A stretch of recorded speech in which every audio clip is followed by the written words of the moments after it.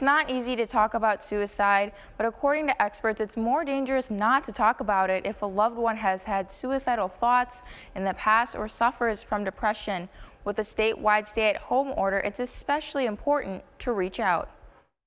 I don't anticipate up front anyway a big increase in suicide. Chief Clinical Officer of Behavioral Health Response, Dr. Bart Andrews, says reports from across the country have indicated the number of suicides is on the rise because we're self-isolating, but that's not the case. We are not seeing at this point in Missouri, and certainly on my crisis line, an increase in suicide-related calls. If anything, it's down a little bit. As more people close their doors to the outside world, experts say it's time to open doors virtually to check in on people who need it the most. You should not be afraid to ask someone if they're thinking about suicide. I know that's incredibly scary, but if you have a loved one or a friend in your life and something in the pit of your stomach is really, sounds wrong to me, they don't sound good, ask them, are you thinking of suicide? It's okay to ask those questions.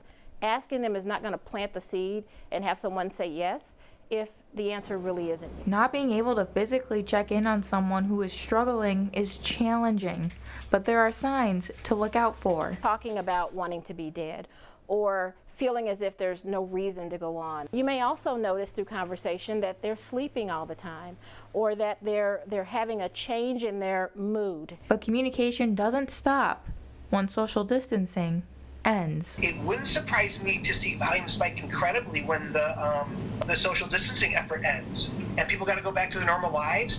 So this sense that often people don't experience the full emotional impact of something until they're safe. Dr. Andrews and Dr. Youngwalker both emphasize the importance of reaching out to loved ones who are struggling even after the social distancing orders have been lifted. If you or a loved one is having suicidal thoughts, please call the suicide prevention line at 1-800-273-8255. And for additional resources, visit our website at krcgtv.com.